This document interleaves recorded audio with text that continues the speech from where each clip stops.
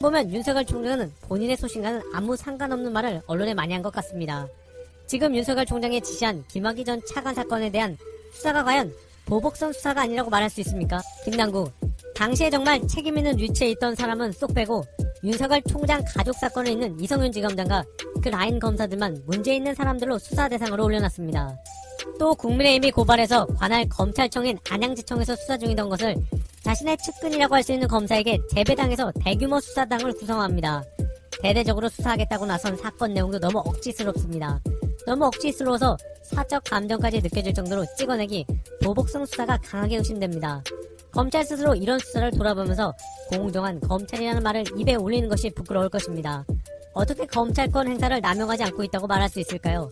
내 맘에 안 드는 놈은 모든 꼬투리 잡아서 전력을 다해서 열심히 찍어내기 보복성 수사로 의심받는 것이 국민을 위한 검찰이 되겠다고 약속한 검찰의 모습은 절대 아닐 것입니다. 김남국, 윤석열 총장 가족 수사 막으려고 이성윤 지검장을 타겟으로 한 수사다.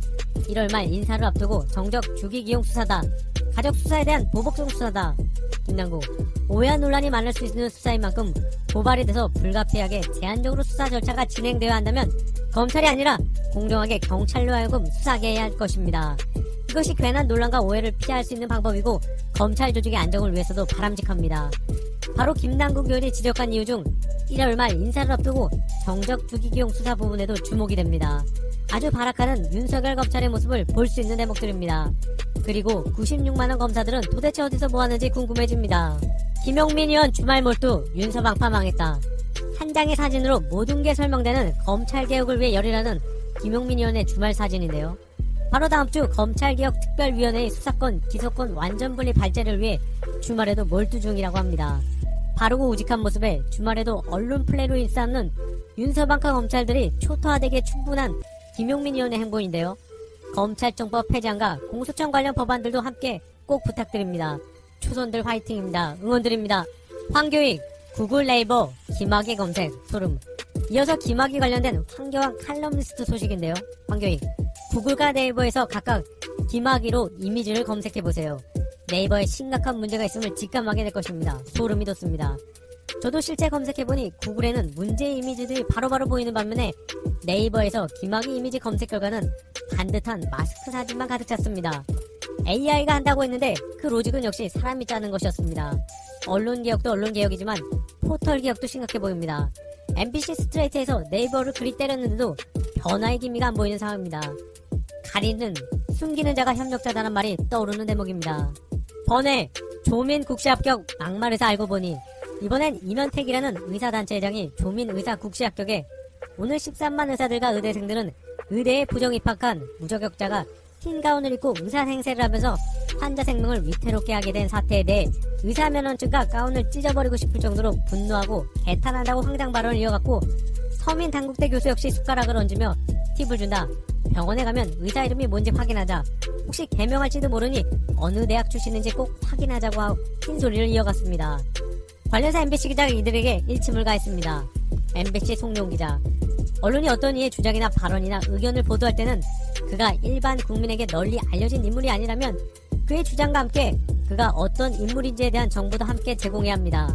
그래야 언론 소비자들이 그의 주장, 발언, 의견을 합리적으로 판단할 수 있죠. 그런 친절한 기사이기를 기대하고 기사를 봤는데 의사 가운을 찢고 싶다는 임현택 기사는 의사가 페북에 쓴 글을 중계하듯 옮겼을 뿐 그가 반문재인 정치 투쟁을 하는 의사라는 설명은 없군요. 역시 임현택이라는 의사는 들어놓았던 바로 그 의사였습니다. 역시나입니다. 반면 이주혁 의사는 진짜 의사답게 조민에게 의사로서 그의 앞날을 마음을 다해 축원한다며 클래스가 다른 의사의 모습을 보여줬습니다. 이주혁, 만약 한영고의 당시 학부형들이 자신들 자녀들은 어떤 체험학습도 인턴 활동도 생각도 못했는데 오로지 정교수의 딸만 그렇게 했었다면, 만약 대학 입시에 자기 아들 딸들은 한 명도 그러지 못했는데 조약만 자소서에 그런 걸 써서 합격했다면 그 사람들이 10여 년이 넘는 세월 동안 끽소리도 없이 조용했을 턱이 있을까?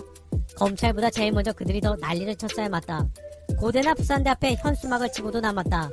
당신은 MB 때였는데 진보 교수 따위가 뭐가 무서워 따지지도 못한단 말인가. 전부 다 그렇게 했기 때문에 가만히 조용히 들리는 것이다. 이주혁, 당시 한영외고 입시 담당자 말은 자소서에 어떤 논문이건 인턴 활동이건 다 써서 넣는 분위기였다는 것이다. 외고에서 논문 하나 안 넣는 입시생이 없었다고까지들 말한다. 그러나 그래도 그는 의사 자격을 얻었다. 그들이 그의 온 가족을 범죄자로 만들어서 정치적 목적을 달성하려 불법 수사, 불법 기소를 마음대로 하고 양심도 저버린 판결을 서슴없이 하는 와중에 얻은 결실기에 축하를 받을 만하다.